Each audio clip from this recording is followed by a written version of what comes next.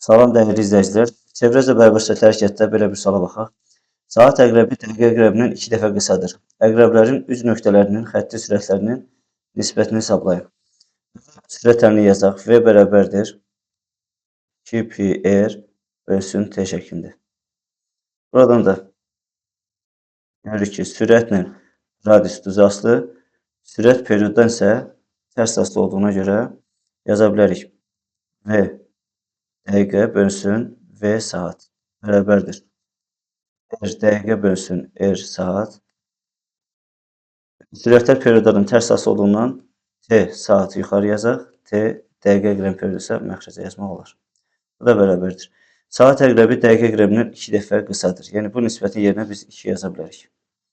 Saatın periyodu isə 12 saat olduğuna görə 12 saat buraya yazaq. Dəqiqə əqrəbi periyodu isə 60 dəqiqədir. Bu da başqa cür 1 saat olacaq.